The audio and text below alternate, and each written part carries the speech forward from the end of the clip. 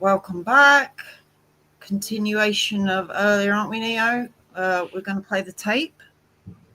Hi, Steve. How are you? Yep, you have the Cassara tape, I do. and this is a Today, tape with the lifer and Nan Cassara, right? Off yes. of the district attorney's pile of Recording in audio. Cassaras. Tapes 1 of 2. David Berkowitz lived in an apartment above the Cassaras garage in New Rochelle, New York, from February to April 1976. Also received mysterious letters, which we went over earlier. Interviewed by Herb Lifer, Assistant District Attorney, Queens County District Attorney's Office, date 1979. So it says tape 1, length 47 minutes and 10 seconds long. Tape 2 is missing. So we've got tape 1 here, and I'm going to roll it. It's a bit crackly, so...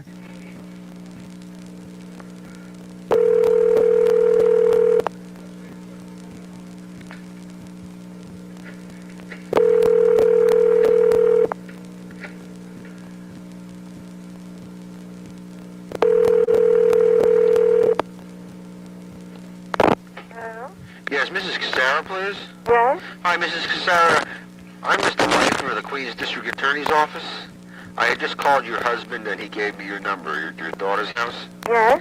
And we have an investigation going on, as you may have read in the papers, with regard to the Berkowitz case. Yes? And I was wondering whether it would be possible for one of my detectives to stop by in the morning to see you and discuss it with you. No, I don't. I really don't want to do any more discussing. I'm really afraid of what's going on, and I'm not well, and neither is my husband. And I've told everything that I know. Yeah, see, I understand You that. have all the information. No, you see, I don't have all the information. That's the reason I'm calling you. Well, See, if you have given certain information to the police department, and we are not able to obtain that information because the case, as far as the police department is concerned, was closed. But as a result of information we've been getting, we're trying to pull all the strings together so that we can make a determination with regard to the matter. And I have interviewed a number of people involved in the case with detectives from my office, and we would like to speak to you so that we can put this thing to rest finally. But you're one of our last witnesses. In fact, the reason I haven't gotten you sooner is we were unable to reach you by telephone. And I got to your husband today. I just spoke to him, and he suggested I call you because you are familiar with all the dates and times and so on. And either perhaps you might wish to discuss it over the phone, or as I suggested, I can have Detective Mulderick stop by tomorrow. It would just be a short time, so you just take some notes as to what the information you Well, have. everything appeared in the paper. Everything that I know appeared in the paper with the dates. And Well, I understand that, but you see, newspapers, and I'm sure you have read articles in the Gannett newspapers, tend to distort the actual facts. And we would like to get them firsthand from you. And I understand this is somewhat of an inconvenience, especially this period of time after the incident, but it is quite important to our investigation to put this thing all together. And I would really appreciate it if we could just have... well, why don't I send you a copy of the entire story as I told it when I requested a claim through the news. I wrote a claim to the news, and I give him the dates and the story complete. And suppose I mail that to you. Well, it's just that firsthand, it's so much easier, and it comes out a lot better than when it's on a Well, cold these piece of paper. things I don't remember. I have to refer back to... No, I understand Yeah. that, but there could be some questions that would come up that Detective Mulderick could ask you at the moment. It would be just a matter of perhaps at most a half hour of your time, and we will not bother you again. Well, when it would have to be in the evening. and I would want my husband there. Because he had told me to call you, and he said, my wife can handle it because she's babysitting for my daughter. He said she'll take care of the whole thing. Yeah, well, he turns everything over to me. Would it be... See, now, I don't know what... See, I'm not familiar with the New Rochelle area or the Eastchester area where you are now. I just thought perhaps if you could let us know where you are in the morning, the detective could stop by in the morning for a half hour and be finished with it. Because the detective lives up in the Bronx, which is not far from where you are. And I thought he could stop by in the morning, talk to you, and then come into the office and we wouldn't have to bother you again. Well, I'm really, as a rule, I'm very busy with the baby. Well, and, I understand that he will. He's got a couple of kids of his own, and I understand you're busy. It'd just be a few minutes, just so he can talk to you, get it down, and then be finished. Well, I don't know what else I could tell you that you haven't already got. Well, again, as I said, I only have some very brief information. I don't have it all, and again, I don't wish to inconvenience you, but it is very important to our investigation that we have all the pieces pulled together, and I would really appreciate it if you could extend us this courtesy. Well, what time would he be coming? Well, 9 o'clock in the morning, would that be convenient for you? No, that's a little early. I don't get here until after 9 o'clock. You tell me, 10 o'clock? Well, couldn't he make it in the evening at home? Well, when are you going to be home? Well, I'm home around 9 o'clock most every evening. Can you hold on just a second? Let me get him in here, and then maybe perhaps he can work out the arrangement with you, okay? Okay. He's in the other room. She does not want to talk to him. Because of what she was reading in the paper through those years. Remember, this is 79.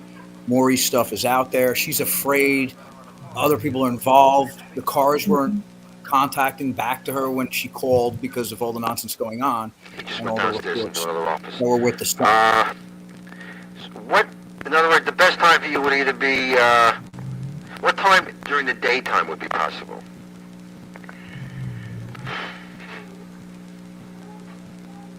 Well, during the day, I stay very busy here. Well, how about And, how about in the early evening in Eastchester? What time do you leave Eastchester? I don't. I leave around 8 o'clock. Well, how would it be if he came over this evening? You know, around 6:30. We're here? Yeah, No, I have 2 other children, and I give them their dinner. I see. And I'm very busy. I really haven't very much time, and I'm crippled with arthritis, and it I takes see. me longer. So the best time for you would say would be around 9 o'clock in the evening. Yes, I would want my husband in there anyway. I see. All right, why don't I do this? As soon as I get the detective back up here, I will speak to him and see whether or not I can arrange for him to get over there in the evening around that time. Well, you see, Unless you'd want... I have received, a letter from Berkowitz, which you got. I mailed it to the Queens DA since he's been, while he was in the hospital in New York. Right. And with all this talk of devil's worshippers, I don't want my name linked to anything. No, I understand, and whatever information you would give us would be totally... And people are being shot, and all these things are going on, and I really am very much afraid. Well, who's been shot? Well, the car is shot. Well, the car boy wasn't shot. He killed himself. Well, this is what they say, but who knows? Well, you can say who knows about everything, but That's right. the report from it's a very strange... The report from North Dakota indicates that there was a suicide. Everything is very strange about the whole thing. Well, let me ask you this, Mrs. Cassara. She's To the scared. best of your recollection... She's reading in the paper, and it shows you she's in the center of this. It shows you how Maury's work was even manipulating the people that knew the truth. She knew the cars were innocent, okay, but she couldn't contact them after they were being bothered like she is right now about all this stuff. So they weren't responding back to her. Then all these reports come out about the son and everything else. So she's just open-minded about what Maury's putting in the paper and scared. That's where you see her saying, people have been killed and the devil worshiping stuff. That's all Maury's stuff. So you see it even gets the people that were directly involved with this. He had them manipulated. That's why she doesn't want to talk. Well, she's scared, but he does a great work, Lifer, on this one. He opens her up. Yeah, he gets her talking. Yeah, as you can see, he excellent job on him. Yeah, he was good. When did David Berkowitz move into your apartment? Well, it was a year before his killing. Right, I understand that. What was it, sometime in December of 75 or the beginning of 76? I would have to refer to my records. I keep a daily diary, and that's how I could come up with everything as easily as I did, all the dates. I had everything written down. Let me ask you this question. When you received the get well card from... that was the year after he'd left. Right, I understand. No, but when you received the get well card with the return address Sam Carr, yeah, you then contacted Sam Carr. right. Right, okay. Now, as a result of your discussion with Sam Carr, what caused you to read back or check back in your diary with regard to your prior tenant? Because I went to see Mr. Carr, Right, and he showed me the letters that he had gotten.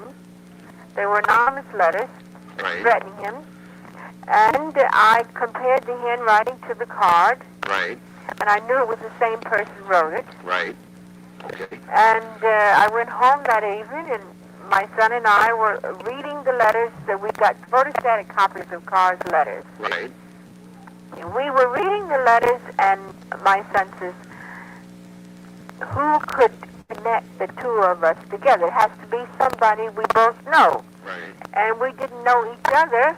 right, So he happened to think back over a tenant I'd had the year before that up and left because of my dog barking. And he says, these letters are all about a dog barking, about dogs barking. right, And he says, don't you remember this guy we had lived here a couple of weeks, and he went crazy because my dog woke him up barking, and he left? And then I looked back in my rent receipts, and I come across David Berkowitz. right. So then my husband looked up David Berkowitz in the phone book. In the Westchester directory. That's right, and found he lived right near Carr. Right, That's how we traced him. I see. And then did you tell Sam Carr about that? Oh, sure, Sam Carr knew all of this, and he was... I don't think the man knew or ever had a suspicion that his son was connected with this, although he said to me, I saw the guy, he was standing up on the ledge in back of my house, 9 o'clock in the morning, and that's when he shot my dog. I saw him fire. And he said he was a dark-headed man, and he was slim. So you see, well, this was Rena. not. Yeah, she's talking about the dog shooting there. But do you see how she is repeating Maury's stories where I don't think he knew that his son was involved, she says. Meaning she knew Sam Carr. She had, talked with him. But what is she talking about? She saw the shooter standing on the ledge. He said to her, he saw the shooter standing on the ledge. He did see someone run in dungarees and whatever. And I guess, she got mixed up. She's repeating what she heard. But do you see how Maury's stories are even making her think that there's something went on with John? Okay, that's the only place she's getting these stories from is from Maury, and that's causing her to think there could be other people involved. Yeah, clear as day. Meanwhile, she had met the Carrs and knows that they didn't know what was going on. But now since she can't contact them the past couple of years, or she doesn't know if these stories are true or not, but she'd rather be cautious. Right. Yeah, you can see that as the tape goes on. There's a clear pattern where she's been manipulated. Well, she just says, I don't think he knew his son was involved. I mean, she says that because of the stories she's reading. Yeah. Berkowitz, unless he's lost weight, because he was a chubby fella. And he had short curly hair. So then we went on and we talked about the car. I said, I think I'm almost positive. When he lived at my house, he had a yellow Volkswagen. And this seemed to throw him. I remember he hesitated, and then he went on to say something about, he mentioned another car. Ford? I think so. I said, well, he could have changed the car. But I said, in the paper, when you see it, the write-ups, there's always this yellow Volkswagen mentioned. And he said, well, he had the license plate number, I think, of the car, and it was a Ford. It was a new Ford, according to him. But he never seemed to have any suspicion that his son could be connected, or that he knew it. Did Mr. Carr ever mention to you having met David Berkowitz or gone up to see him? No, Mr. Carr, no. He didn't know him, and he had no idea at the time I talked to him. He thought that probably it was a colored situation, it was a black situation. It was somebody was threatening him because they were trying to force him out of the neighborhood because of the blacks were taking over that area. He thought it was probably somebody that was black. Now you see she talks about the yellow Volkswagen also. Again, I think she's getting these stories from Maury, as she then repeats again later on. I don't think that Sam knew his son was involved in that, you know. And then right here, she's telling you that she was telling Sam stuff and he didn't know who was doing this to him. What Sam was saying to Miss Cassaras, that he felt maybe the stuff going on to him was being done by the blacks in the neighborhood. And there is about 4 or 5 other reports of racial stuff going on right around Wicker and Wahlberg. So the cops, when they're getting these complaints from them, that's what the people around Wicker are kind of blaming this on. The Nettos, the house next to the Nettos, and the Cars are telling the police that there's racial incidents going on here, trying to get them out of the block. And that's why they weren't looking for a suspect to this stuff. That's why the police may have overlooked looking for a suspect of this when they got people complaining to them that it's the racial people in the neighborhood. So you see, and she says it, she says it right there. Sylvia said she heard a black voice after the dog was shot that night. We had an incident where 2 black kids were robbing her car or whatever for that instance, and the next door neighbors to the Nettos were complaining about black people wrecking things in their yard. So they're telling the police this, and the police were watching out for this. And as I told you, I've talked to police for around this time, and it was going on a lot right there around that area. So that gave the police an idea of, who might have been doing this, and they weren't being told to look for anyone. So it wasn't so much overlooked. It was, they weren't telling them to look for anybody. You hear her saying that Sam Carr was telling her this. That's what he thought was going on. Well, never in their wildest dreams did they think the son of Sam was the one doing this. Right. What are the chances of that? Right. But can I ask a question? Hi, Eric. Hello, good evening. Wouldn't you? Sorry, I was a bit late. I had to take care of something urgent. Wouldn't you say though that it's kind of lazy law enforcement if somebody says, "Well, it's a racial tension that are doing it," and they don't look into verify it?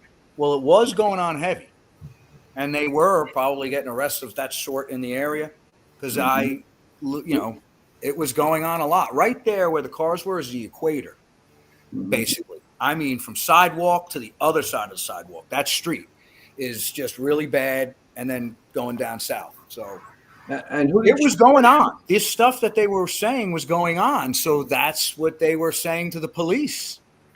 It's going on everywhere. Right. So it was going on. And as he was just doing it too, they just figured it was being done by, Let me ask you this. Who else go ahead. Who did she say had the yellow Volkswagen? She says that she thinks, she says later on, she's not sure. I don't know how she could screw up a yellow Volkswagen, to be honest with you. But I'm tending to think after hearing this tape, Maury's articles really started to influence her on what she was reading. Me and used to argue about this, and I used to I was like, yes, there's proof. There's proof of that yellow Volkswagen. Right. I And then remember. you're like- But I mean, I don't think he had a yellow Volkswagen. I don't see it anywhere. But I don't know how she could mess that up, to be honest with you, and for that side of argument. I don't know how you mess up a yellow Volkswagen, even if she says maybe. It's kind of really hard for that car of all cars, you know? Yeah. That's what I used to be like. How could you mix up a giant ass Ford like Right. that with a But she's yellow a lady. She's reading Maury's articles. You see here, she's definitely thinking Maury's stuff is more real than not, and she's afraid to even talk. Yeah, it seems that way. She was very reluctant to talk, and then Herb eventually got her to open up to the point where he didn't even need to go and meet her in person. They did it all over the phone. So whatever he did worked. And she's opening up, so let's continue. Rock was doing it. Let me ask you this, Mrs. Cassara. Remember, she when says you went to the car house at What, Neo? Remember, she's saying here also, Sam did not know who was doing this. You know, again, you see where he was putting the blame towards. He didn't know who was doing this to his house. Burton Avenue, right? Right. When you went there, did you meet any members of the family? I met his daughter, who was very helpful. She wanted a copy of my card. Uh-huh. So I said, all right, we'll exchange. I said, I would like copies of your letter. Mm-hmm. So she made photostatic copies of the card and of the letters and give them to me. Right. And they were very cooperative with me until the arrest, and then they wouldn't talk to me anymore. I called him up, and he wouldn't talk to me, but I called him before, and we were in close touch. He kept saying to me, go to the FBI, go to the police. He says, this is a very dangerous situation. He says, I said, well, I have gone, and they're not doing anything. And I said, I've turned over all the information to the New Rochelle police, who said they turned it over to the Yonkers police. And I said, so what more can you do? I said, now another person's been killed. And he said, well, tomorrow morning I'm going to the Brooklyn DA's office, which he did. I think he took the information. Yeah, stop that. Did you ever meet anyone beside the daughter? That's weak. Stop that. Yeah, you see, so this, she's talking about a conversation she had with Sam on the 5th, of August, because we know he went down on the 6th to the DA. And you see how she's telling, Sam is telling her to go to the FBI. He's telling her this is serious. He's trying to get anyone.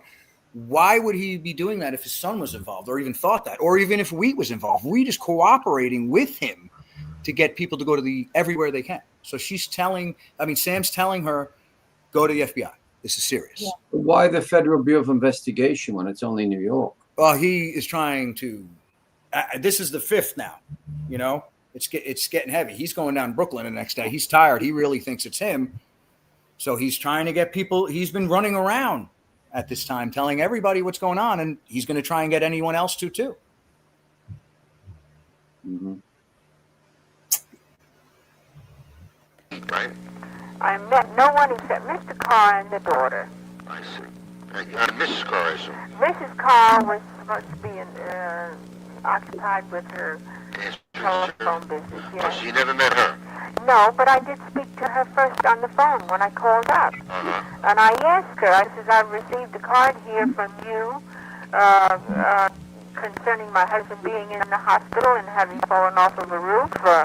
I said, to my knowledge, I don't know you. She says, no, I don't know you, and I didn't send the card. And she says, we're getting anonymous letters, and we've had our dog shot. And she said, I would like to compare the card. So she says, would you send it to me? I said, no, I'll do better. I'll come over.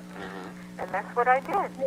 Now, did they ever mention that they knew the name Berkowitz before you mentioned that he was a tenant of yours? No, he never did. But my husband was very excited when he saw that he lived right back of him, when he saw in the phone book where he lived, and he knew the apartment building. And let me ask you this. When David lived with you, How long a period was that about? 2 weeks. About 2 weeks. About 2 weeks. Yeah. Did he ever have any visitors? There was only one person that I saw that ever came there. Was I think David lived there longer than 2 weeks, didn't he? Yeah, he did. Yeah. Yep. Definitely. when he was About moving a month out. and a half. Yeah. And he was helping him with a piece of furniture he had. I really don't know what it was. It was something like a chest, as I remember. Was it anyone you had ever seen before? No, it could have been his uncle, his father, or his, it was an older person. I see.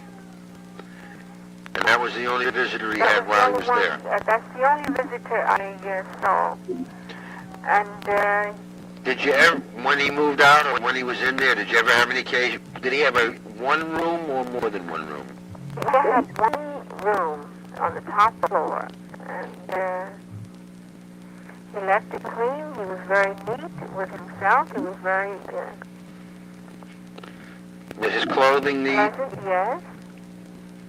He was an ideal person to have around when he lived with me. He was quiet? Very quiet. I never heard a sound out of him until the morning he went berserk over the dog barking. Did he keep regular hours? Well, I don't know. I never kept track of Well, him. did he have a separate entrance? No, but he was very quiet. He didn't hear a sound. Well, you would know if he came in or out the front door. Well, if I was in my bedroom with the door closed, no, I wouldn't hear it because he was that quiet. Where did he eat his meals? All out? I suppose, yes. Now, you had another, shall I say, notorious tenant after David. I had a notorious tenant. What was his name? Cowan. Was Oh, he? no, I didn't have a tenant. Oh, I thought Cowan lived in your house at one time. No. Cowan worked for Neptune. My husband worked for Neptune. Oh, I see. Cowan. Oh, I see. You knew, but I for some reason I thought he had lived in your No, house. he never lived in my house. Oh, no. I see. He was, my husband had told the New Rochelle police that Berkowitz reminded him of Cowan. I see. He was the same type as Cowan. Mm-hmm. And, but to my knowledge, there was no connection, Not at all. not that I know of, no. Did Sam Carr or his daughter ever, in the course of your discussions, mention the two sons? John I and Michael? didn't know he had sons, no, I didn't know. But I did read in the paper one son was very upset because he said every place he went, like if he went into a bar, they would say that this is a real son of Sam. And that's how I knew that he had one son. And then it come up that he had two sons. I didn't know he had any. Do you recall whether or not Berkowitz in his yellow Volkswagen, whether he had a Citizens Band radio? No, I don't know. We can't be that sure that was the car he had.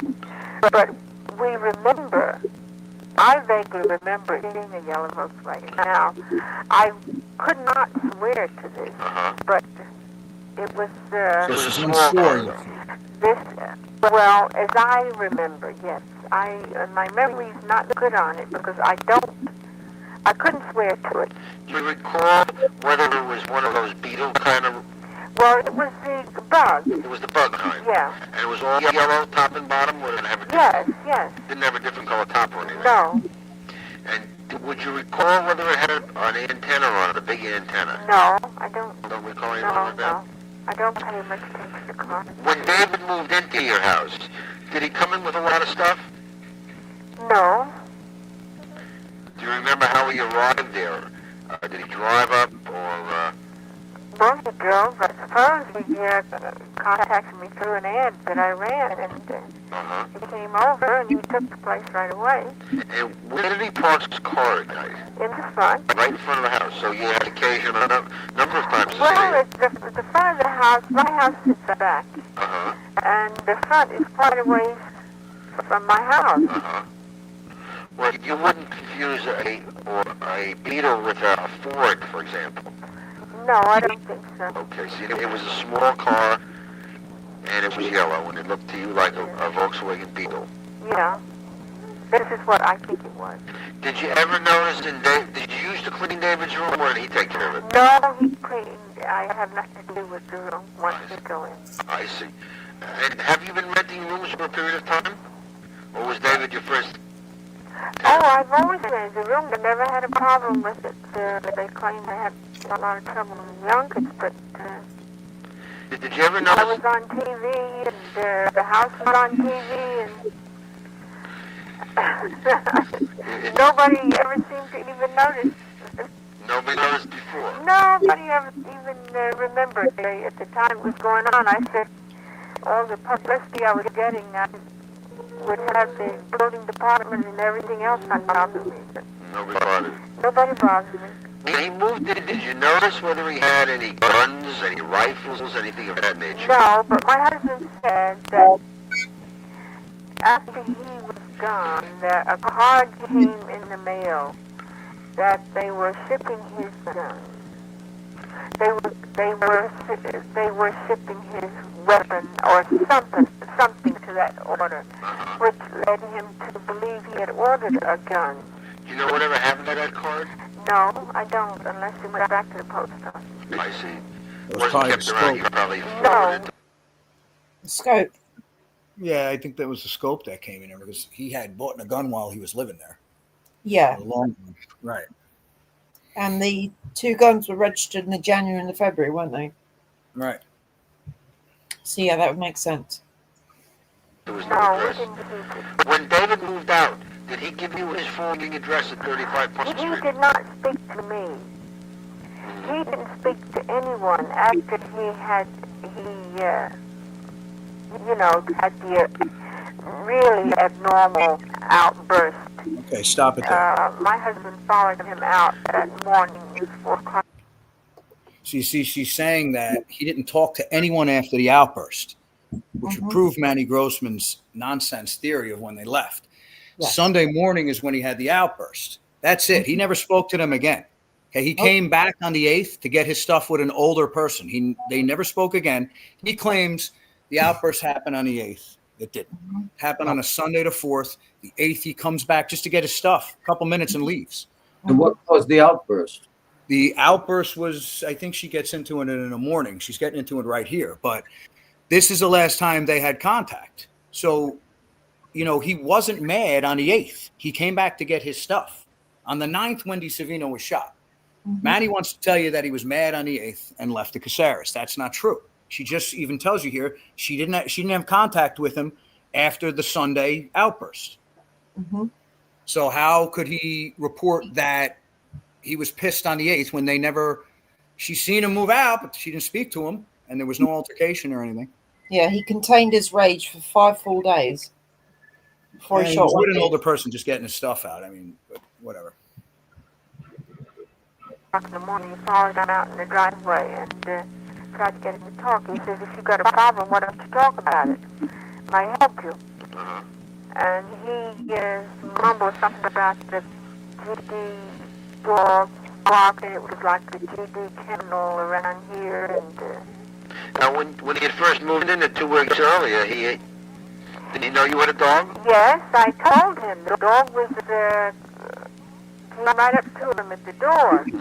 And I had 2 German Shepherds at the time, and he looked at me strangely, and he says, I don't like dogs. I don't like dogs barking.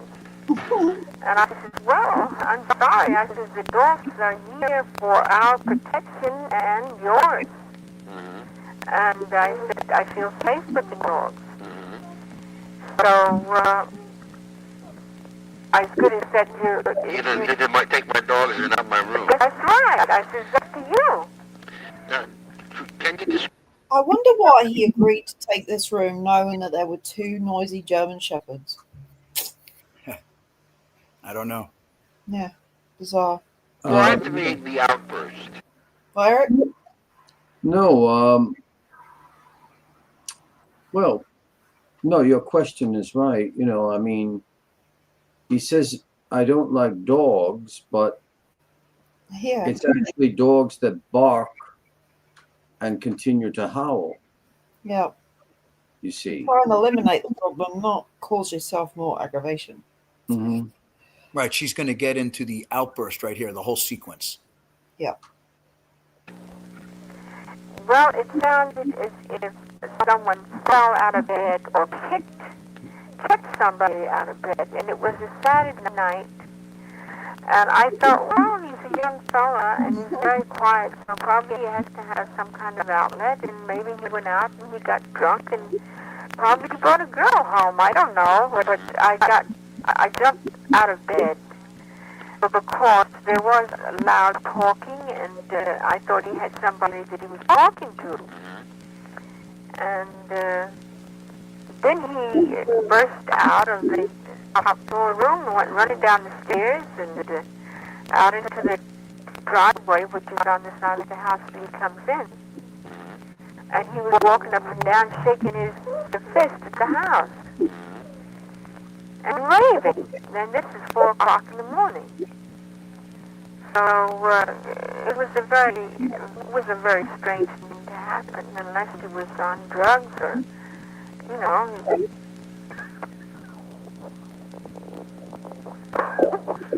Very unexpected when we had never heard sound out of him while he was up there. And then what happened? He was out in the driveway. Your husband went out. Then he ran back upstairs and he got a can of beer and he went running down the stairs, and my 19-year-old son at the time came out and he says, "Hey, what's the matter?" And he says, "Oh, something about the GD, mumbled about the GD dogs again." You spoke to Stephen recently, didn't you? Yeah. I dropped off the book to him. What did she just say there? I couldn't get her pronunciation. When the son said, "What's the matter?" What did David say? He started complaining about the dogs. You know, your dogs. He's complaining to Stephen about the dogs. He's pacing the driveway, shaking his fist at the house. I can't sleep. 4 in the morning.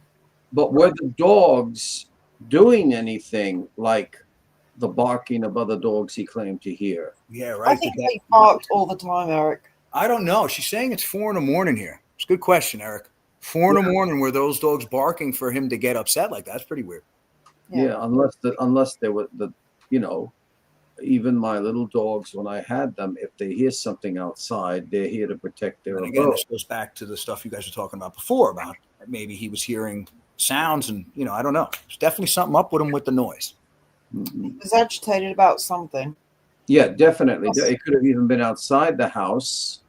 And when he's asked what's wrong, he says it's your dogs, because that enters his mind. But and plus, we know, Eric, that he knew that he didn't need to leave there anymore because he was accepted to Pine Street. So he didn't need to be on his best behavior.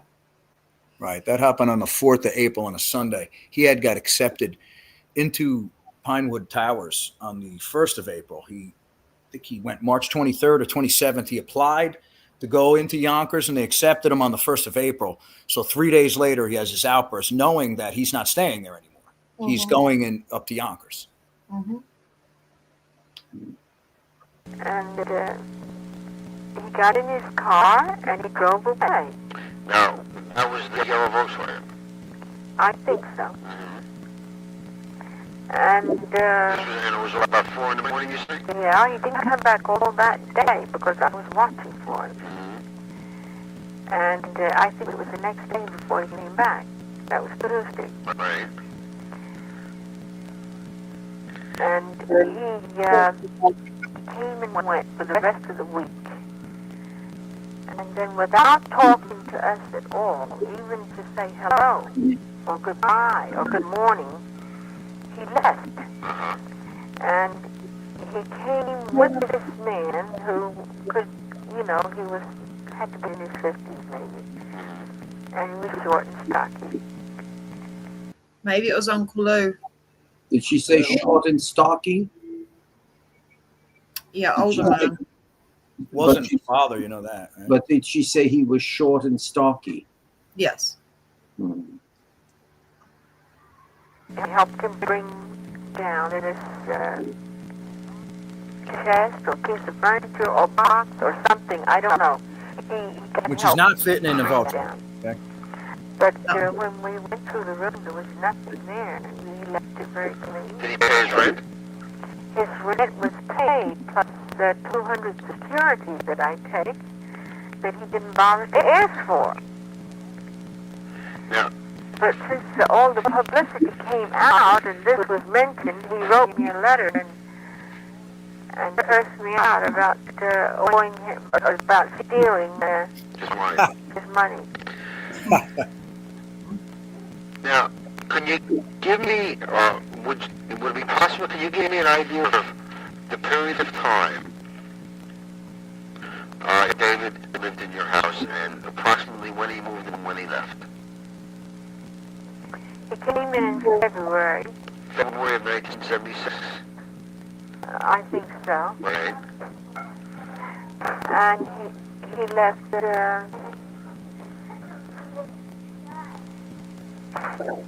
well, I don't know the dates now. I can't Well, recall. approximately. Wasn't any more than a month or 6. I don't think it was a month. So sometime he came in February 76 and left sometime around either March, or either the end of February, beginning of middle of March. I think so. April, maybe. April. Yeah. Okay. Now let me ask you this. You said that he had learned about the room through an advertisement. Yes. Where had it been advertised? In the Standard Star New Rochelle. In the Standard Star New Rochelle. Right. So, and you ran it in the rooms to rent column, I assume? Yes. I see. He told my husband, he showed me a lease. He had a lease for an apartment in the Bronx, Right. where he was living. Right. And the lease wasn't up. So my husband took a trip down. He was a person who didn't act quite normal, and I thought, having had experience with mental patients, I thought probably that he was just out of the service and maybe he had a nervous breakdown or something, you know. Mm-hmm. And my husband went down to check him out with the super where he lived. And he said, well, he kept to himself, he was quiet, he didn't bother nobody, and he paid his rent. He didn't know why he left. Uh-huh. So So that's all we his got there. reputation was a nice, quiet guy who paid his rent. Right, that's all he cared about.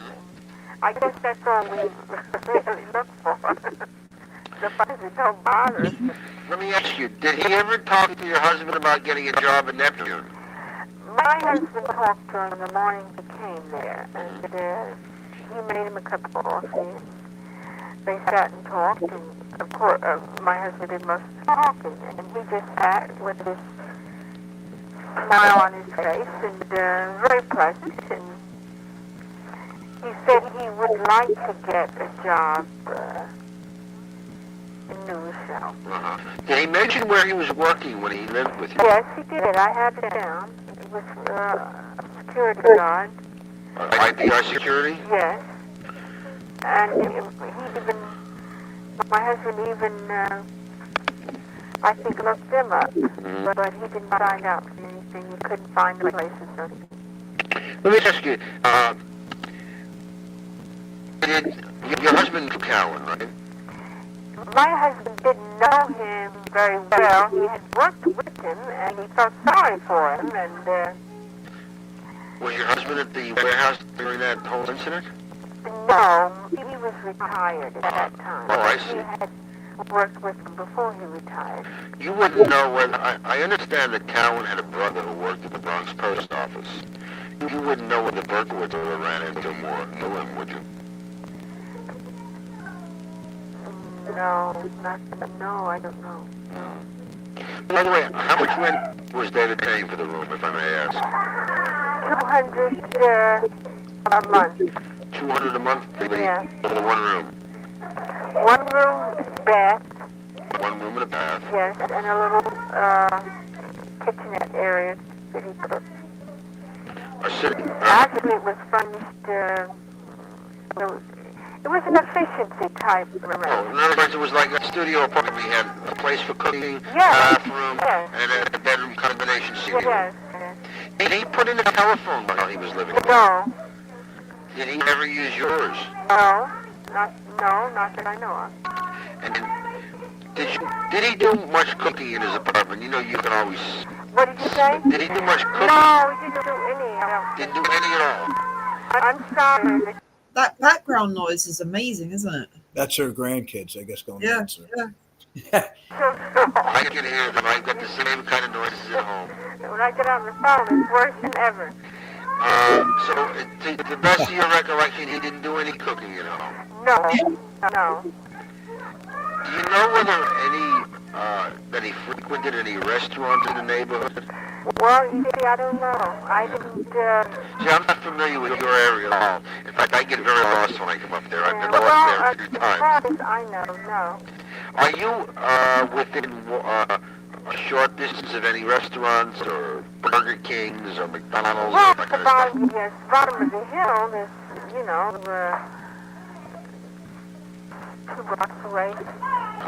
There are places where Yeah, you go North in. Avenue. Right on North Avenue. It's near the Howard Diners and I see. the Yellow Submarine and, Plenty of places to eat if you're hungry. yeah. Now, you had mentioned that Sam Carr had seen somebody up on the wall shoot his dog. And he had described that person to you, and it didn't at all match David Berkowitz. Right.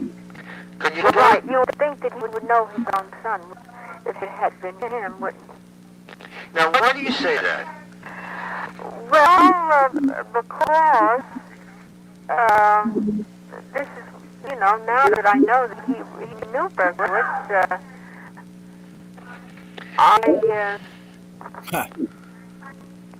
What makes you... thought of that, and then another thing I think of is why did the killing stop? If it wasn't Berkowitz, why did the killing stop? What makes you think that his son knew Berkowitz? Because of what I read. In other words, what you saw in the paper. Yeah.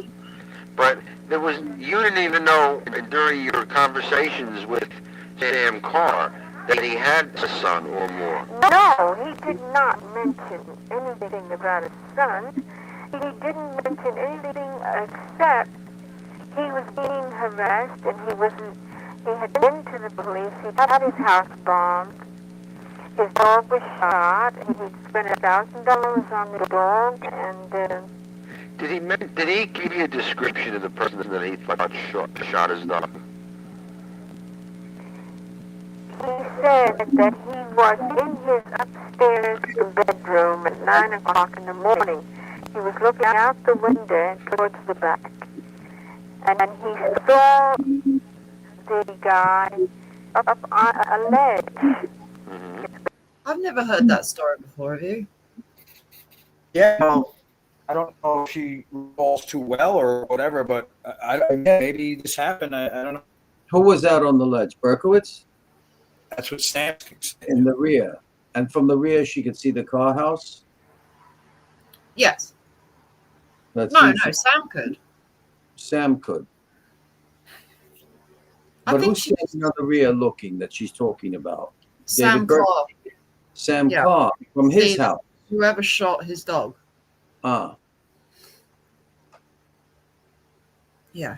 So So when the dog is shot, he came out up on a rear top floor, a ledge, the roof. Is that what she says? yeah, well, I don't know, Neo. Is she getting confused?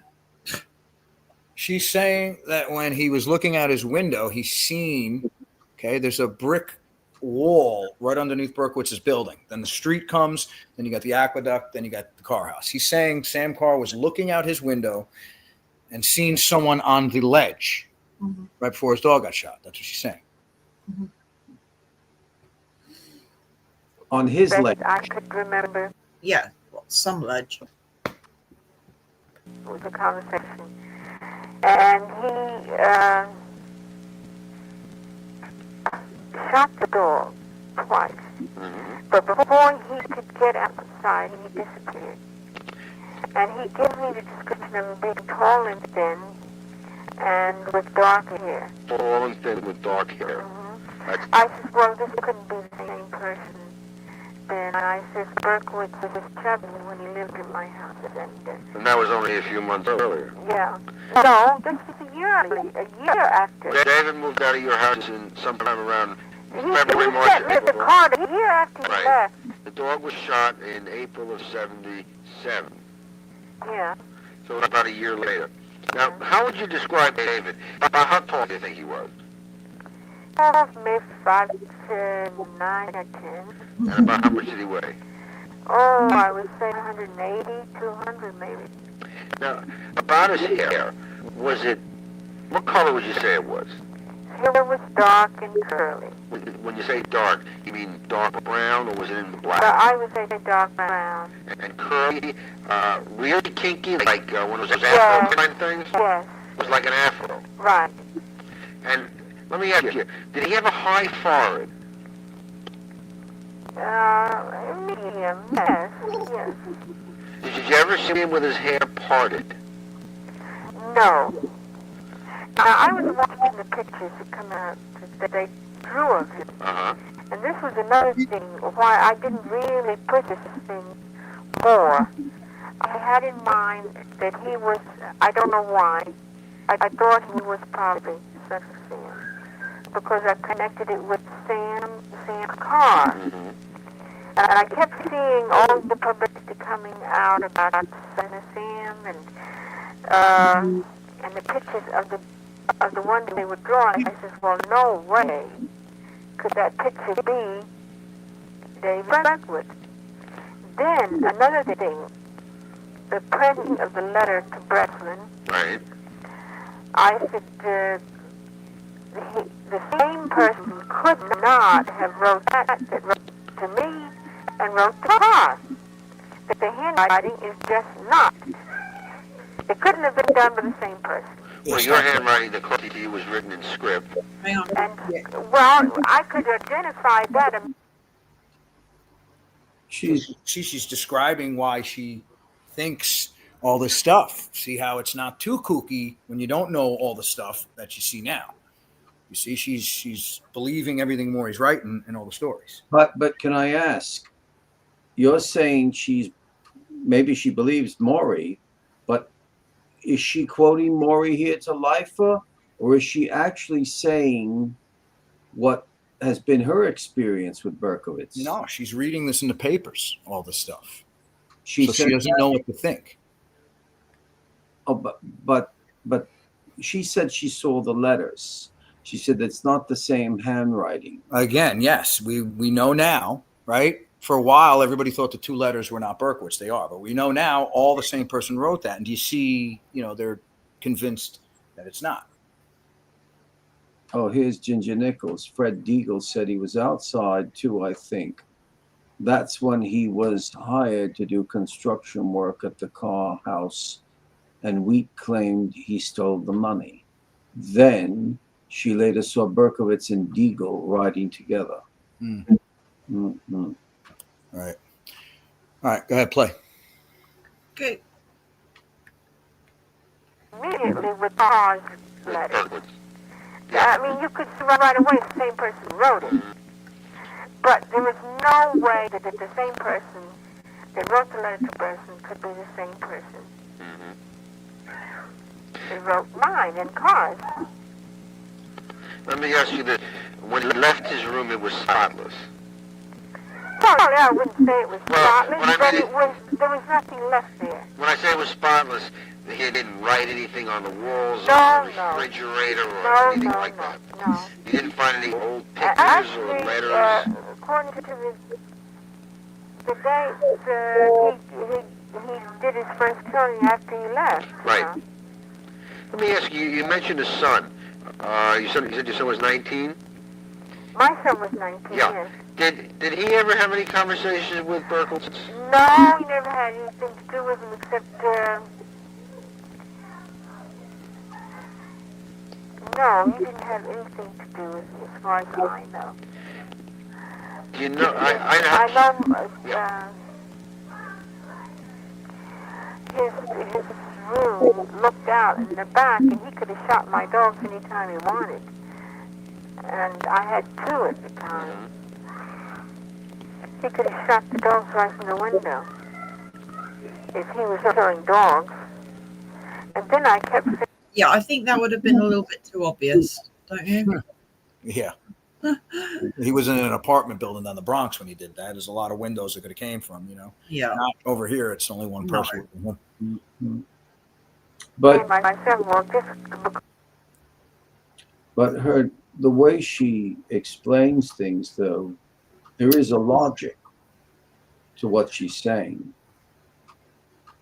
I mean, she doesn't know the full story, but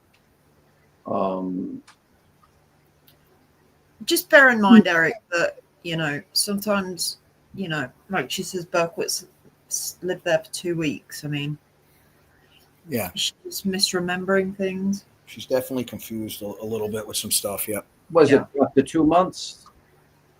He left? moved in February and moved out beginning of April. February 18th, he went in there and he left on April 4th. Okay, so about a month and 3 days.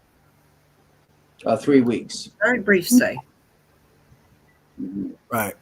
And the Fred Deagle stuff, if she wanted anything on that, it doesn't matter what you want to conjure up with Fred being there or not, or Michael.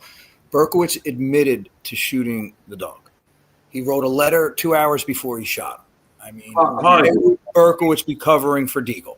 Okay, no, I never thought that Fred Deagle shot the dog. No, but there's a comment there that Fred was there too. You know, they didn't investigate him. I definitely 100% Berkowitz shot the dog. He admits it. There's a letter saying it's just. Well, what Ginger is saying is that Fred was outside too, but he was supposed to be the one who drove Berkowitz away. And Wheatcar said she identified Berkowitz in the car with Deagle. Well, why would Berkowitz cover for Fred Deagle? No, but I'm not saying Fred Deagle shot the dog. Well, what are we implying by asking these questions? That Deagle helped him get away. So then he would be an accomplice. Right. Given the fact that Deagle. But why wouldn't Berkowitz say this? I mean, I don't know. I'm just putting that forth as food for thought. I mean. Yeah, no, because he admits he shot the dog. He tells Abrahamson in a letter he wanted to go shoot Sam too, you know. Yeah, Sam was really the intended victim. So he shot. Well, from the letter he wrote in the morning, 2 hours before he shot Harvey, the dog woke him up and he was pissed. Yeah. You have to remember too, Eric, he shot the Netto's dog and he also shot the Dobermans at Barnes Avenue. Right. And he admits to them too. So Well, also, he would not have shot Cassaras' dogs because there was an intimacy there. Well, yeah, it was too close to home. Yeah, there was It'd be too obvious. But we know he's shot several dogs. Take with that what you will. Because he's killed dogs doesn't mean he killed girls. This is what I said to Mr. Carr. Because he's killing dogs doesn't mean he would kill girls. And Mr. Carr said, well, you never know. You know, I know how kids are with cars and automobile kind of cars, not the same kind of cars. And I was just wondering, you know, your son, would he have any recollection of the Berkowitz car? Life really well, we discussed that. He doesn't believe it either. None of us can exactly remember what he was driving. But we do think it was a yellow Volkswagen Bug. Now, we have all discussed it, and it's a funny thing that none of us can be sure. Did you know your son? Did he ever catch a ride from Berkowitz down the hill? No, nothing like no. that. My son had his own car. He never had anything to do with Berkowitz. No, I just He never had anything to do with Berkowitz. Yet Berkowitz knew my daughter and her name. And she never laid eyes on him as far as she knew. She's married and out of the family. How would he have gotten that name? I don't know, because he wrote to me, and I don't know. You have the letter that I got from him? I'm not sure whether I have it. Maybe Didn't see something about cleaning the dunghill and... Yeah, I remember reading it. I Yeah. don't know whether Well, it that's it was in the letter that he wrote to me after he left. Mhm. Now, and he went on to talk about my children. They got very insulted because they didn't know him. Mhm. It It just was seems, a very strange thing. He knew her, Mhm. but so he must have been watching. Well, is it possible that he saw something in the house with her name on it, or happened to see an envelope with a I don't know. a greeting I don't card? know really. We never had anything. Did he ever offer to walk your dogs? No, Did you ever see him out in the yard playing with them? no. Because I know that. Did he ever mention that when he was with that investigations company, IBI, that he used to take care of dogs? No. Never mentioned anything No. like that. Did he ever come home with any bandages on him? Never. I never saw him. But just getting back to his hair again, you would say that he had a relatively high forehead, Yeah. and his hair he always wore brushed or combed back, Well, it was like an afro right? type. Like an afro type. Yeah. It was Never only s- the last drawing that came out that No I thought widow's looked peak. like him. You never saw him Could have part. been. You never saw a part in his hair. No. No widow's peak. How about his clothing? What did he usually wear when he left? If you saw him, Usually dungarees and a He white moved to shirt. Barnes in November of And you ever- 1974. Okay, Ah. and he moved out when he moved to the Cassaras in February 18th of 76. I always thought he moved to Barnes when his dad moved to Florida. His dad I'm confused. moved, I think, a His few dad months moved in later. February. Yeah, the dad Yeah. moved 4 months later, about that January, February of Oh, 70. so he left before Nate left for Florida. Right. Oh. wear a jacket, No, I never saw him with a jacket. just dungarees and a white shirt. Yeah. And Berkey was always in dungarees, wasn't he? is there anything else that I know you've discussed this with the police and other agencies, Yonkers cops, and so on? Is there anything that comes to mind with regard to Berkowitz that you might not have thought of before and might not have thought it was important? That that comes to mind at the moment. No, I don't. I didn't. I never had any real close contact with him.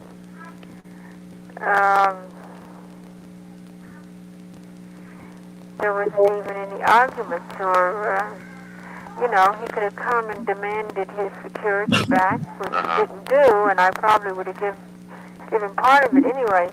But since he didn't ask, I certainly wasn't going to run after him to give it back to him.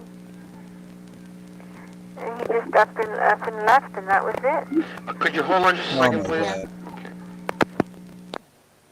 Yeah, hi, I'm sorry. Okay. Now, before I was interrupted, we were talking about. Oh, Lord. Let me ask you this. What happened You had then? mentioned before when you heard that loud noise at 4 o'clock in the morning, you thought someone had fallen out of bed. Did you ever see him with a girl or see him bring anyone up to his apartment? No. No. No, I never saw him with a girl. And did he ever come in drunk? Not that I know of. Uh-huh. This was one time I thought maybe he was, and this is why I thought, that it was a Saturday night, and he was living it up. So. And, I mean, in your mind, he had his place and he was a young guy. Yeah. During that period of time, did you ever see him out playing ball with the boys, or did you? No. I'm just trying to think of some kind of Well, connection. you see, we don't fraternize with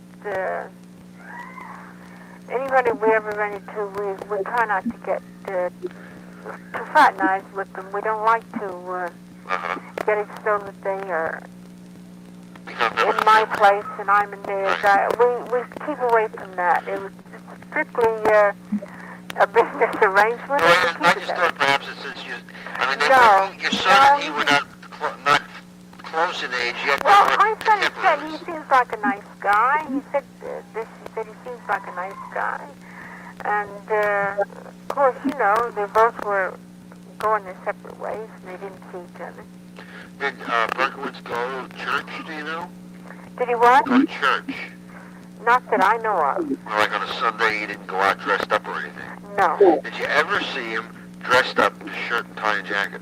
No. It was always a white shirt, open at the collar. He always made a neat appearance. Clean and neat. Yeah.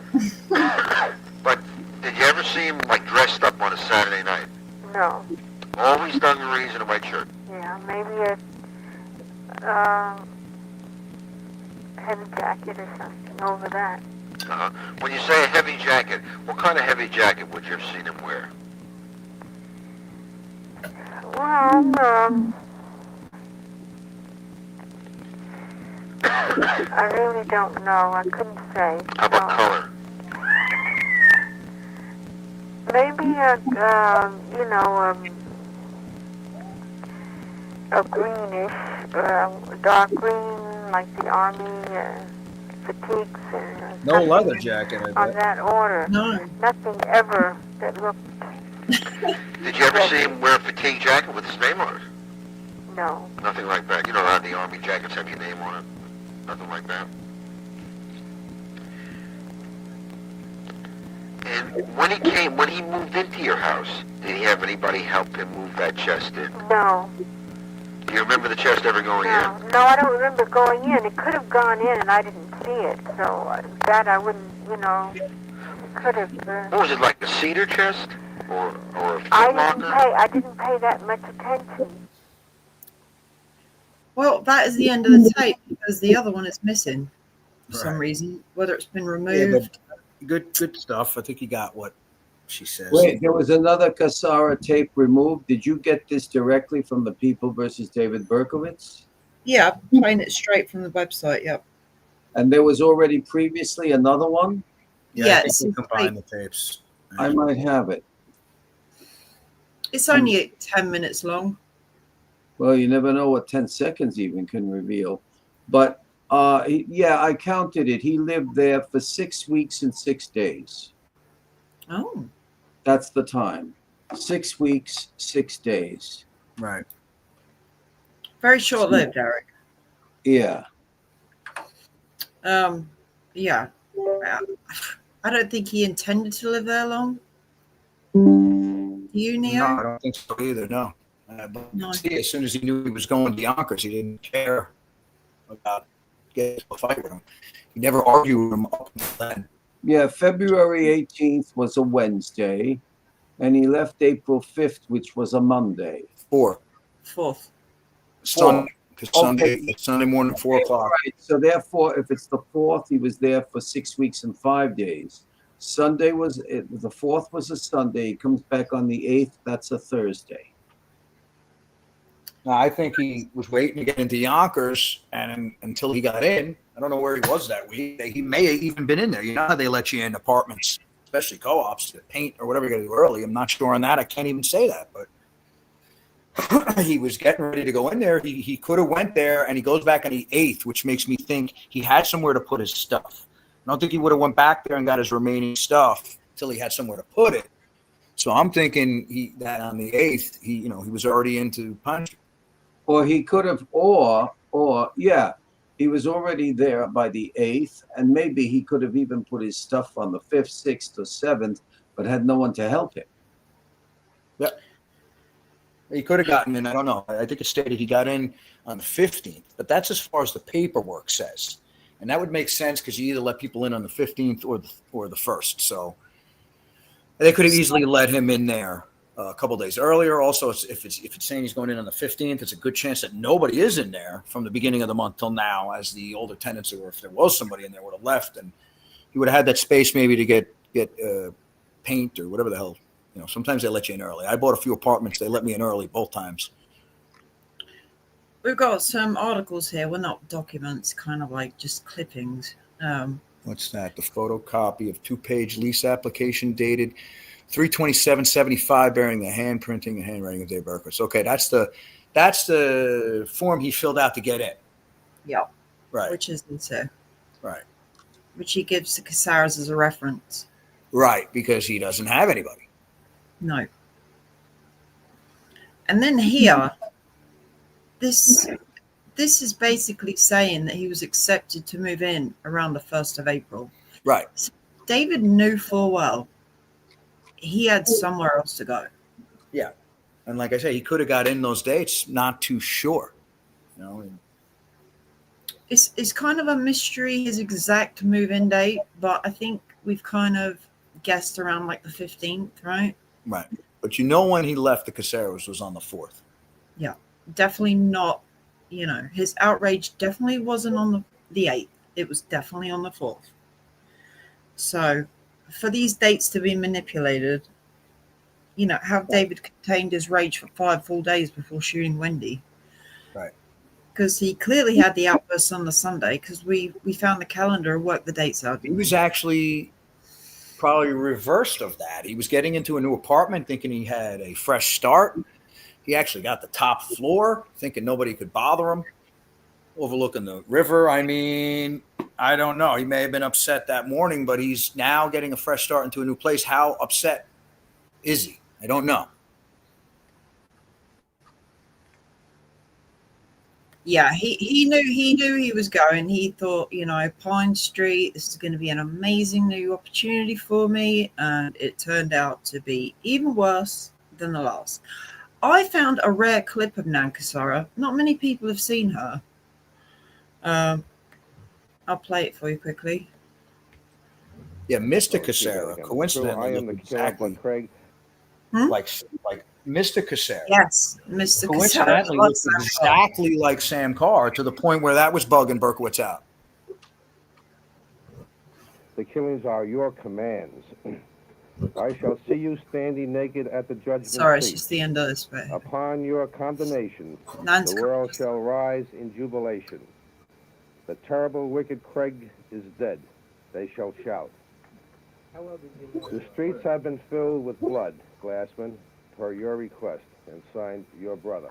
One using Sam Carr's name was sent to the Cassara family, who tried with little success to involve the police. I called the Yonkers police last week, and I spoke to Detective Lorenzo, and I asked him if he knew about the Carr case, about his dog being shot and his house being bombed. And he said he didn't know anything about it. And I said, well, his house was bombed, his dog was shot, and he got anonymous letters. I know he turned them over to you. I know all about it, he says. Get to the point. What do you want, he says. I says, well, his house was bombed. Did you know? His house was not bombed, he says. Yeah, it's short but sweet. Right, yeah. and that phone call took place on August 4th to Lorenzo. And to show you that Lorenzo wasn't blowing her off, they were in the heat of that investigation. The very next day, okay, Yonkers contacts the task force. And I'm sure Lorenzo had something to do with Intervallo and Chamberlain. So, like, Nan calling again, the heat's rising. He did pay attention to her. They called the task force the next day. Mm-hmm. And then what? That was the first time, remember before in the video last, where Intervallo and Chamberlain had Richard Salverson come in, and that's the first time that David Berkowitz is being attached to the son of Sam to the task force. Mm-hmm. Well, what do you make of that, Eric? Has it made you think any differently? Well, no, it can't change my mind. I mean, it even almost enhances what I think. Why is that? Well, because how from what I've heard from her, can I ever say, well, he was alone? How? Because, and I agree with you, Eric, because she's coming off of reading Maury's articles the past year and a half. And she is buying into Maury's stuff because she can't talk to the cars to verify it. Yeah. Well, I mean, the yellow Volkswagen, I mean, I don't know what to tell you with that besides, maybe she's messed up because he didn't own a yellow Volkswagen. I mean, she's saying not from a news article.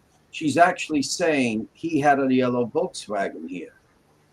That's different from saying I read. Well, she's saying she thinks. She's never really saying she positively can say. But again, I don't know how she can mess that up. Well, then I don't want to be cruel about her, but there's a lack of intelligence. I mean, well, she's old. Yeah, she's old. She also, at that time, is supposed to be around the Wendy Savino, and she's labeling him in 5'10", 180, 200.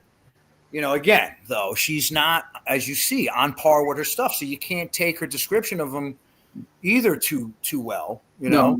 Right. You can't really take too much from her besides the incidents she can say she was told or saw. And well, you'd be surprised how poor certain people's memories are even 6 months later. Right. Right. But But she's yeah. totally convinced after reading Maury's stuff that John Carr had something to do with this. She's not sure what's going on. Yeah, she thought he was shot. Right. I'll be back. I've got to give medicine to my wife. Yeah, it sounds like she was very influenced by what she was reading, Neo. Yeah, which I think is where the Volkswagen comes out and into a play with her also, but I could be wrong. Yeah, we used to butt heads about that yellow Volkswagen, didn't we? Yeah. Because I seriously don't think she's seen the yellow Volkswagen, but she's saying, yeah. She thinks, saying a lot that she thinks, Well, I think, as you say, if Sam Carr, the Carr family, and the Cassaras hadn't got together, who knows what happened? Could more people? And you see how she met the Carrs. Before they kept having contact with her, they were innocent, and there wasn't none of this until she started reading the paper. It's a very strange thing to put in a card. Your husband fell off the roof. It's very, very strange, isn't it? Yeah, well, I don't know. You're getting it from a strange guy. It's amazing that they put their heads together and came up with this. It just all fell on their lap when you look at it. I mean, he checked the phone book, and there was his name right in your car. So, when you spoke to Stephen recently, what was his recollection? What did he actually remember? He doesn't really know how important everything was. I gave him the book, and I said, "Yeah, you're the one who." How they figured out their name. And he said, really? And I'm like, yeah, it was you and your mom. Check it out. And, not much, but yeah, he really doesn't. A lot of these people don't know the roles they played in this, Well, Stephen didn't really remember him, did he? I'm sorry? Stephen didn't really remember. He didn't really have that much to do with him, did he? He didn't really see him that much. No, there was nothing. He had nothing really too much for me. And a lot of time has passed since then. Yeah. Right. But they all play their role in this story, don't they? Yep, they do. If you look at it, all the pieces that came together, yeah. What would you say is the most crucial, person that helped? Is it Sam Carr? Yeah, I would go with Sam and Wheat. Cassaras helped out what they could as far as their part. Again, you had Craig. And I'm not downing any of the detectives or any law enforcement, but they really weren't up on it until the day of the arrest. And without these people and their information, they wouldn't have been up there for that arrest. Civilians helped crack the case. Right. Absolutely. Craig had a lot more to do with it than he was given credit for. I've looked at all the police reports, and there's things left out on him. And you see Wheat's stuff, and Sam, you see it too. He one of the most. Ginger says most people think John was involved because a few sketches look like him. You can take those sketches and walk around a mall or anywhere you want. I'm sure you'll catch 5 or 6 people that look like that sketch. Those sketches are only used so they can walk around and see someone that looks slightly like the sketch, and then they're able to say, hey, show them the sketch, and it just gives them an opening for interrogation. That's what sketches do. They help, just by the picture, lead them to be able to question someone. There's nothing else sketches can do. There's no evidence into them. Ginger says, Linda said John had a receipt for a 44 in his van. Was it for bullets or was it for a gun? I can't.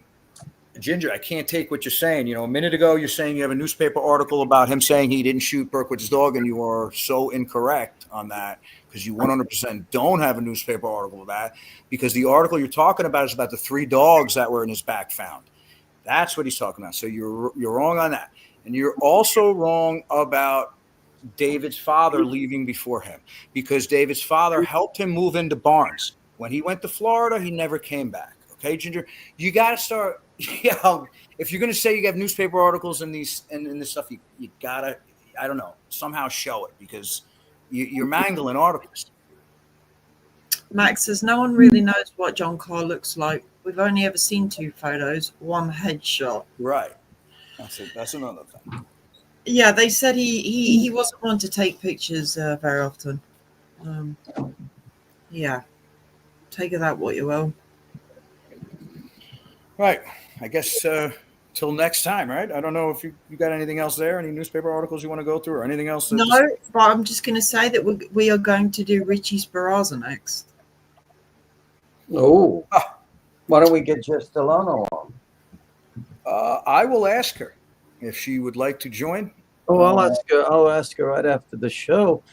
I've been in touch, but thank you for your patience with me. I've had to administer a medicine to my wife. I hope I haven't interfered with anything. No, I'm just going to wrap it up until Sperrazza's. Ginger, we found the articles we were referring to last night, so we will show them. I wanted to see if I still have that. We dug them up. It's been some time since I have. I know I have every single recording. Oh, don't worry about it. No, I think they took 2 of them and put them in one. Yeah. To be honest with you, because there is a pause in that tape. I think he combined them, because it was only 11 minutes on one and like 40 on the other. So I think he combined them into one and forgot to erase the 1 out of 2 thing. That's my opinion.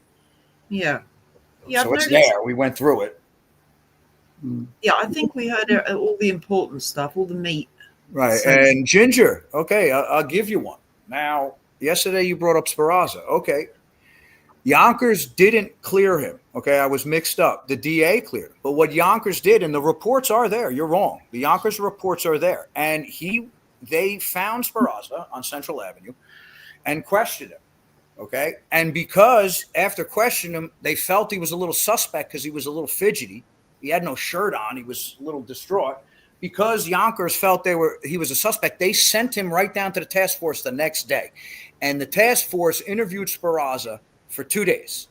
That is there, and the task force cleared him of any wrongdoing with Berkowitz. So I just had it mixed up there with the departments. But Yonkers did and has a report on him.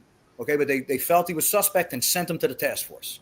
So they didn't clear him, but they didn't think he was guilty or innocent. They just felt he needed to go to the task force because he knew Berkowitz so well. And that's what they did. Timothy Dowd of the task force interviewed Sperrazza for 2 days and cleared him. And they're both there on reports. Yeah, we dug them out, haven't we? So we'll show them next time. Oh, I have both named Cassara. I have the other. I have them both. Let me see. Neo, do you want to hear the other tape, or you're not bothered? I got a jet. Yeah. But this one was 47 minutes, 8 seconds. This other one. I just played. Yeah, this other one is 11 minutes, 25 seconds. Neo, you can shoot if you want. I can end this with Eric if you want to listen to the last 10 minutes if he plays it. Okay, you guys be good. I'll see you soon. All right, Neo, take care. Bye. Bye-bye. God bless you. Shall I put it on? Yeah. Why is it rejacket the phone? That's all I can remember seeing.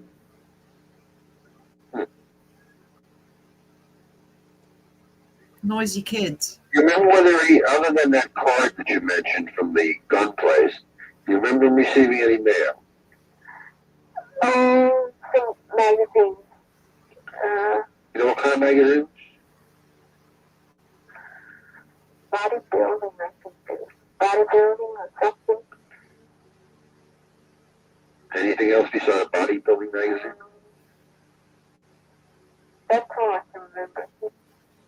This audio's not as good, is it? No, But no regular mail, no No, letters. no. he's Do you good. ever hear him mention is someone named Lou? No. The day he moved, he decided to take the apartment and you sat around, I guess you sat, had some coffee and he signed the lease? Or was it a month-to-month basis? It was on a month-to-month basis. But when he gave you the $200 security, was that cash or a check? I think it was a check. And did he pay his rent by check? I think, as I remember, he did, yes. And what did he pay, once a month? Yes, So that during the time he was there, he gave you a couple of checks. right. And no trouble with the checks at the bank. No. Do you recall whether they were drawn on a local bank or a city bank? I really don't. I don't recall. But he was an ideal tenant until the night this thing arose. Yeah. When he ran back in the house after going out at 4 in the morning, your son seeing him pace up and down, he ran back in again. Did he go in through the front door or did he have a side entrance? He came in through the side entrance. That was the entrance he uses. Mm-hmm. Just want to say, it's not that bad, this tape, Rena. Yeah, Herb seems to be asking the same questions twice. But with more details, though. Mm-hmm. With more details. And you come in the side entrance, you walk right up to the third floor. You don't go through I see. any living quarters. And then he came back down again within a few minutes carrying a can of beer. Yeah. And did he drive away at that point? He drove away, yeah. He drove away. And he didn't come back. As far as I know, he didn't come back till the next day. And then, so in other words, he left like around 4 o'clock in the morning on Saturday, and he didn't come back until sometime on Sunday. And as far as you know, he came and went in his car. Right. Well, I know he went in the car because he left in a hurry. Mm-hmm. Now, when you said your house is set pretty far back. Yes. Now, when he came with the other individual to move his stuff out, did he bring the car up to the driveway or did he leave it out in front? I really don't know. I don't know. As far as I know, he didn't bring the car in the driveway. I don't ever remember seeing it in the driveway because I'm particular that they don't use the driveway. Now, you say, it was a pretty large footlocker or chest. You don't know how they got it away, though, because you mentioned the Volkswagen Bug, which got a pretty small trunk, I'm sure you know. Mm-hmm. You don't know what he used to take that away, do you? No, unless it was his car. Well, you said the car was the Volkswagen. Well, yeah, I don't know. Unless this person had a car, maybe, and they put it in. I really don't know. Okay. Maybe the thing that was holding was closed. I don't know. I don't remember seeing with a suitcase or anything, and the apartment is furnished. Right. So I don't know reason to be bringing furniture in and out. And when he moved in, when he first moved in, you don't recall him carrying anything into the house, suitcases or anything of that nature? No. I know that I went about my business. My husband was taking care of him, and I don't know. He doesn't remember either. Mm-hmm. And I'm sure you discussed it with your son. Yes. And he can't. He's also not sure whether there was a Volkswagen. He believes there was, but he can't be definite about it. That's right. We discussed it, and the thing is a funny thing, but you think that you would have noticed. But since he came up with the same thing as I did, I think it was a yellow Volkswagen, and he thought it was the same thing, and we decided that that's probably what it was. It was a Volkswagen. Yeah. he had a Ford, a yellow Ford. There's no way you're going to confuse a Ford with a Volkswagen, is there? No, I discussed this with Mr. Carr on the phone, and he said that he'd gotten a license plate of a Ford. Right. And I said, well, as far as I remember, it was a yellow Volkswagen he had when he lived with me, but he could have changed it. Sure. And, I let it go, but it was, something that he seemed to stop and consider. Mm-hmm. I don't know why. Let me ask you this. I know you were very careful with Berkowitz. Your husband went down to the Barnes Avenue address to check with the super to find out about, what kind of tenant he was. And you checked where he worked to make sure he was, that he was working there. Did anyone ever write down that license plate number on the lease or on the piece of paper? No, we didn't. Never thought of doing that to make sure that... thought, that's right, we didn't, but he gave me the lease to look over. Uh-huh. And I give it back to him. Mm-hmm. And we didn't go that far as to, and I'm surprised because usually my husband checks out the cars first. Yeah, that's why I asked that question. I know, He was so careful. He is so ignorant that he will go out when I'm talking to somebody that applied for the place, and he'll look at the car, he'll look the cars over. But this one we don't remember. We just don't remember. Let me ask you, as far as out in front of your house, is parking permitted all the time? Yes. In other words, he couldn't have, or wouldn't have gotten a ticket out there for overnight parking or anything like that? No. That's why I don't allow them to park the driveway, because They can park on the they street? can park on the street. I see. And you're sure you've discussed with your husband about the license plate that he never did write it down by chance? That's right. And the best of your recollection, though, it was a bug. That's right. Do you think perhaps during that period of time any photographs were ever taken of either you or your husband that might include, in the background, a picture of the car? Have you ever looked through your photographs? No, I don't think so. Sometimes you take a picture of a couple of people standing in front of a house and you don't realize that out in the street there's a car and you might catch a little glimpse of it. No, I don't think so. It was just a short time, and he wasn't there. He would come in probably. Well, like on a Saturday or Sunday, nice Saturday or I don't Sunday. remember any of that. No pictures ever taken. Would you do me a favor and ask your son and ask your husband? Yes, we'll keep it in mind. That perhaps someone took a picture of one of the members of the family and it happened to catch a picture of the Volkswagen. Well, it's something to think about, yeah. I mean, one other thing, the Volkswagen, do you recall whether it had New York license plates or out-of-state plates? Well, I wouldn't recall. No, I don't recall. I think your son would. No, You don't he think wouldn't, because he didn't remember the car any more than I did. I see. No, sometimes you see an out-of-state plate in front of the house and you think, gee, I wonder what that car's doing there. Do you remember whether the car was in good shape? He's pressing her about the car, isn't he? I remember it was just the average looking. What was that, Rena? I said he's pressing her about the car. Yeah, on this 11 minutes and something seconds is really, I think, very good, because he took in what's on the long tape, and he's really being now very detailed about things. Yeah, he's going over.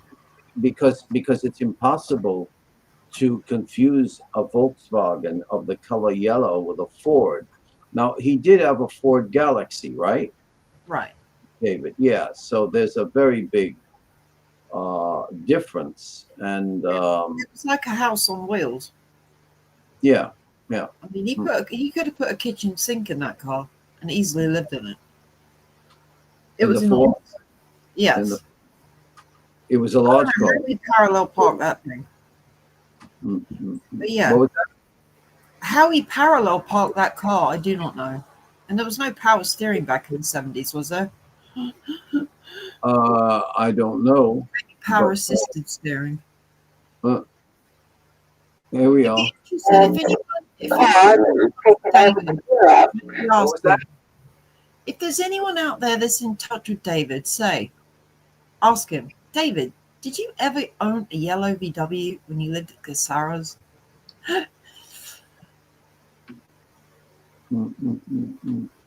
Well, who knows? Maybe the people write to him, visit him. Did it have any bumper stickers on it that you might remember? Not that I remember, no. Nothing like that. And again, I had mentioned about the Citizens Band radio. You don't recall seeing a long antenna on it? No. I don't. With something sticking up above the roof. Nothing like that. How's she going to remember that? Okay, well, I really appreciate all your time. Okay. And would you please ask your son or your husband about those pictures? Yes. And also, if they have any recollection about whether they're New York license plates or out of state, or whether it had a CB, a Citizens Band antenna on it. Yes. And I'll give you my phone number. Could you take it down in case you have anything you'd like to speak to me about? What is your name? Mr. Leifer, Leifer. Leifer.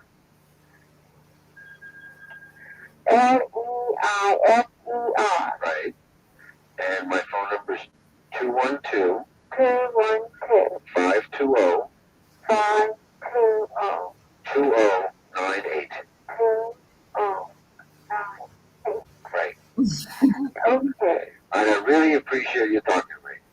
Okay, I hope it'll help you. Okay, I hope so too. I would appreciate if you check with the family about the license plate and the radio and whether or not anyone took any pictures. Okay, I will. Thanks a lot. Okay. All right, bye-bye. Bye. Steve Cephas does ask an intelligent question. I wondered why Leifer didn't say who was Lou. Uncle Lou. Uncle Lou. Uncle Lou, the uncle of who? David. David's Uncle Lou.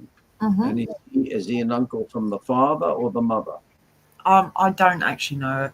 Eric. So much for you and I knowing about cars. Power steering began in 1876. Oh, well, there you go. So 100 years before, exactly 100 years before it began. So, no, very interesting. I mean, I think she's basically a very good woman. You know, I mean, it's... Yeah, you have to remember a few years, 4 years have passed at this point. So her recollection may be a bit shady. You know. Yeah. Mm-hmm. But we got the gist of what she was saying, Eric. Yeah, we did. And we're going to do Richie Sparaza's tape next. That should be very interesting. And we've got some good articles to show too. So keep your eyes peeled, people. Ginger says Steve Trackman O'Shaughnessy and the guy who used to visit his mother at Pine Street also had a yellow VW, the one that killed himself.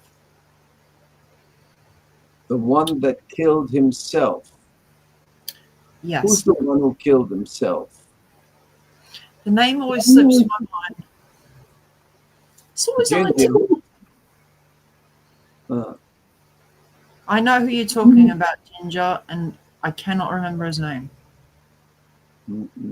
But yeah, someone that lived in Pine Street that Maury had connected to David killed himself. And he had a yellow VW. But yeah. Ginger, what's the Magic 13? Are you talking about a license plate number, Ginger? She's talking about, yeah. No, I investigated the guy who lived in Pine Street. Are you talking about, first place, it was Magic 12. That was the license plate of a stage magician who was a detective in Yonkers, Alfred Cavarini. Now, the guy who lived in Pine Street, wait, was that the mailman, Dupay? No, Because he committed suicide, or that as one wasn't of the... Dupay. No. If I think of his name, I will let you know. I will post it in the community board because I'll probably wake up in the morning and think about it. But we're going to do Richie Sparrazza next, Eric. So When are you going to do that? we will let you know. Who's this? All right. Amiga. Jimmy Can. That's it. Thank you, Amiga. Jimmy Can. Oh, Yes. I mean, Omega. Thank you. All right. Well, thank you for inviting me twice today. It was a surprise. Yes, I've had very little sleep, Eric. So God bless you. Thank you for coming along twice All in right. one day. I'll stay on. I just want to say something off screen. All right. Thank you, guys. And we'll see you soon.